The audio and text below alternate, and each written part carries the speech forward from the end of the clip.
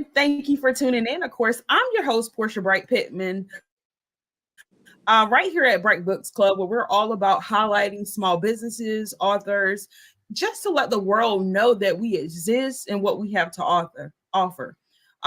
This specific month, in the month of August, it is National Black Business Month, and I'm super excited about it because for the last, it has been a wonderful experience.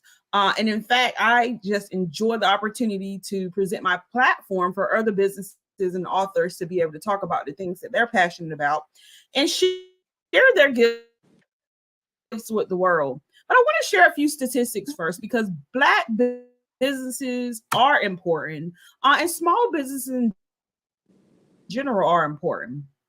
There are 33.2 million small businesses that exist across the USA. There are 34.6% of small businesses who survived to the 10-year mark, and 19.9% of businesses are minority owned. And 32% of small business owners say inflation is their biggest business challenge right now. So a lot of businesses are doing things to stay afloat. Of course, we invited a very special guest, of course, the owner of Dotties Corner. She's an author, entrepreneur, and is doing so many great things to empower the next generation. And so it is my greatest honor to invite Joslyn Kemp to the broadcast. Great people. As you see, she's here right now looking fabulous. We just love fabulous people to stop by and just chat with us a little bit.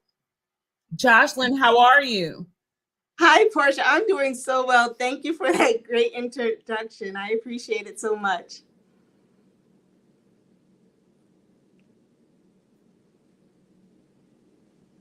Oh, no problem. We appreciate you for just being here. Now, of course, you've been a small business owner. Tell us for how long and why did you start your small business? So I am fairly new. I've been a small business owner for the past 2 years. And so one of the main reasons why I started my business is to encourage actually my own children to like reach out and to do their own things. That was the biggest fear of mine. My first hat and the hat I'm most comfortable wearing is author. You tell me to write, I can get on it and write you something. But the business aspect of it scares me a lot more. You know, it's a lot more complicated. It's a lot more into the unknown for me. And so, you know what, I told myself, you know, that's something I have to conquer. I hate thinking of things and saying that, oh my gosh, I'm afraid. And, you know, I don't like having that feeling. And one of the best ways for me to get over that feeling is to go after it. So that was like one of the main reasons why I started my own business, is to just conquer that fear, to get comfortable in that hat, because that is a powerful hat to wear, and to encourage my own children to do the same thing.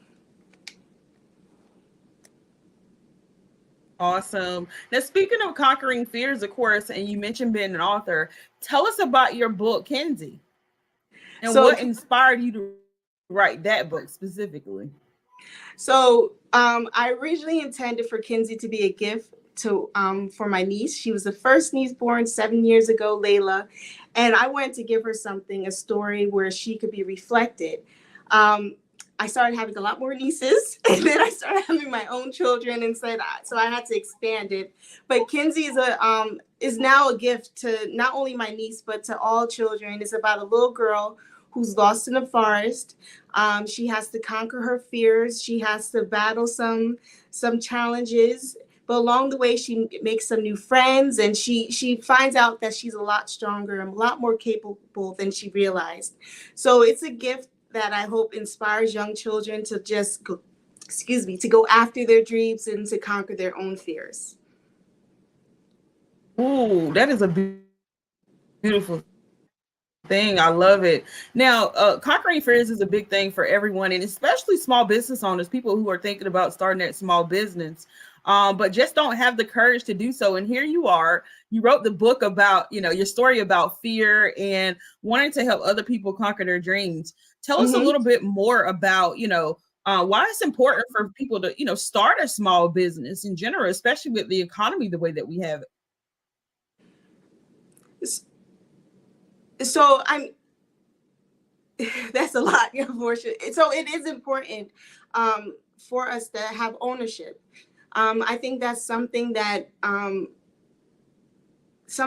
we fought for in the past, and that we've kind of lost along the way. No fault of our own. There's a lot of challenges, like you said, with the economy, how it is, and we're usually the first to get hit by it.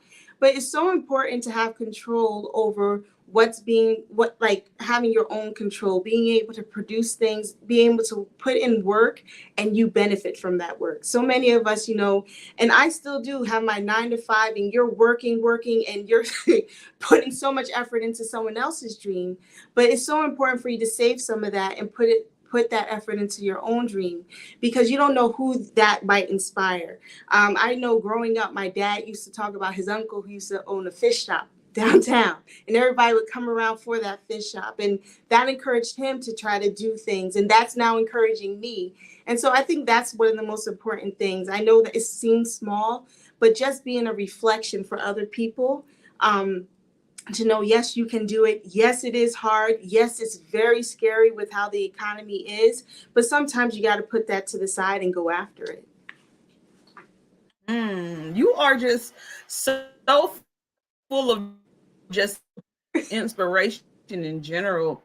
Like, where are you pulling that inspiration from? Like, what inspired you to, step out and, overcome fear?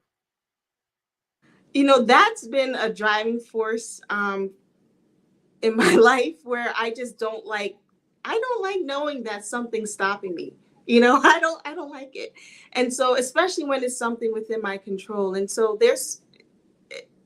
I think it's important. Sometimes, and this is just for me, I realize that when something scares me, that's probably the route I should go. When it's like an irrational fear, like, my fear with writing my book, I've always wanted to be a writer. I've always loved writing, but I had a fear of how other people would perceive it. And I'm like, you know what, Joslyn, you have to get over that, because people are always producing things, and sometimes you think things and you're like, they did it, but you're stopping yourself. Like, no one else is stopping you. You're stopping yourself. And so that's like one of the things that motivates me, knowing that, like, I don't want to live life and think, oh, I shoulda, coulda, woulda. No, I want to go after it as best as I can. And, I'll admit that I have such a strong foundation behind me. My parents are so supportive. My family, my husband has been helping me and pushing me and saying, you can do it. And when you have those motivating voices behind you, it's kind of like you can't not do it, like you would be letting them down. And so that's like that's like where my inspiration comes from, like them saying, yeah, you can do it. Sometimes they look at me and they're like, ooh, that's not it. But, I keep going. And, that's what helps me push through. Ooh, I love it. I mean, support is always a big factor when you get to talking about starting a small business. And of course, you have a great support system, which is Mhm. always a blessing. And Yeah. having those people to fall back on, because we know starting small businesses is never an easy task. So just having Yes. the support is always a blessing for sure. Now, of course, I want to back up for a few seconds and talk about your book. Your book, Kinzi. What age group is your book for? So the book, at first I was telling people it's for anyone and everyone's going to love it. But I realized after reading it to a bunch of little kids that my sweet spot for kids who really to get it and understand it is kindergarten to like 3rd grade. That's like that's who it's for. Like the little ones, kindergarten, they can hear it, they can engage with it. And then by the time they're in 3rd, 4th grade, they can read it on their own. So that's like who it's for. Yeah, I love it.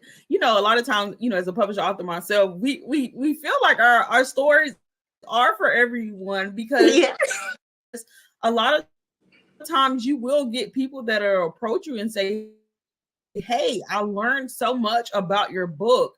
I learned so much about your story. Like, I learned so much Yeah. myself, and I'm adult by reading your story. So I get where you're coming from that myself as an author. But Yeah. for your book specifically, her name is Kinzi. Tell us a little bit about Kinzi and what we can expect when reading this book. So Kinzi is really adventurous.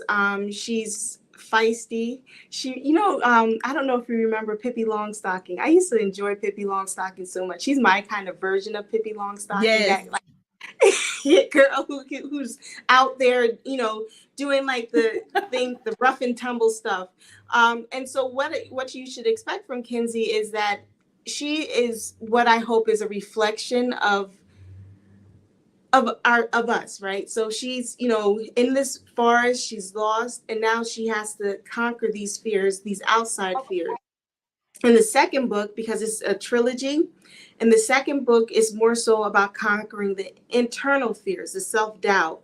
And then the third book, it's about like using all those things you've learned and all those challenges and tools that you now have to help someone else and to pass that along. So Kinzi's like, just I tried to craft a story where a child can kind of grow along with the character.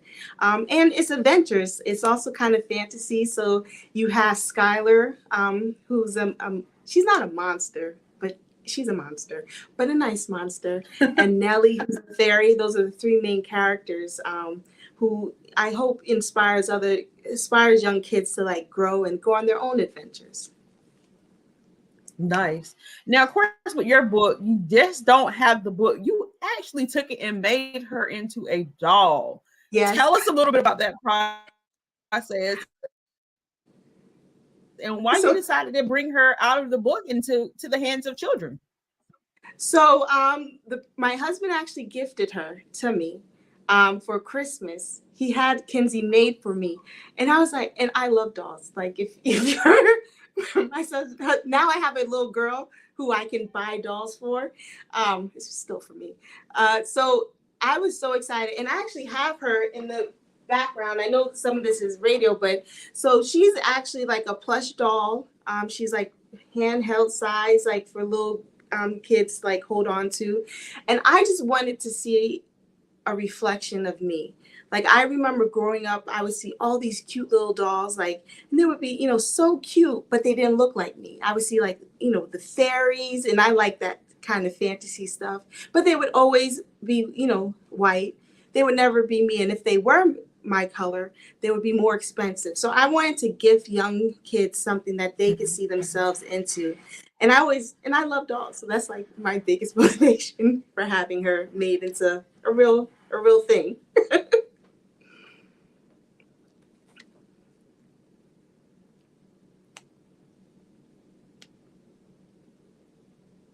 Awesome. Well, she's beautiful. Dottie's Corner is beautiful. It's brilliant. Who doesn't want to pull up to Dottie's Corner?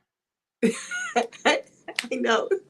I'm hoping that, it just other people find the joy in it like how I found joy in it. Awesome. Tell us where people can find you and why they should come support your small business.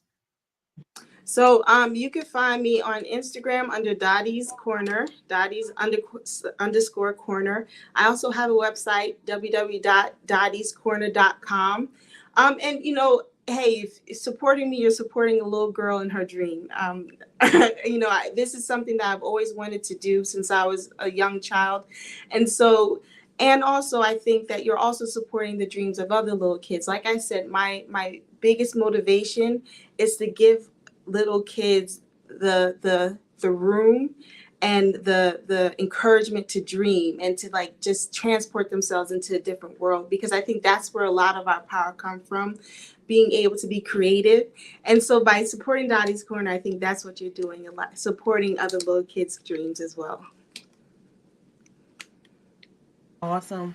Joslyn, thank you so much for just coming on the show and talking about your small business. I know we'll continue to follow each other, of course, through our journeys as authors and as small business owners. But of course, I'm encouraging everyone, if you're listening right now, head on over to Dottie's Corner. Pick up Kinzi, her new book, of course, and you're actually going to be writing another book, right? Yes. So like I said, it's going to be a trilogy. So I have the two already. The second one should be out by Christmas time. Fingers crossed. As you know, things, you never know what happens, but that's my goal, to have the second one out soon. Awesome. Thank you so much for being here. Of course, head on over to dottiescorner.com to find out more information about Joslyn and what she's doing to impact the youth, not just now, but also in the present. Great people, of course, as always, you can follow us at Bright Books Club. That's Bright Books Club on all outlets, of course. Also, are you located, Josh?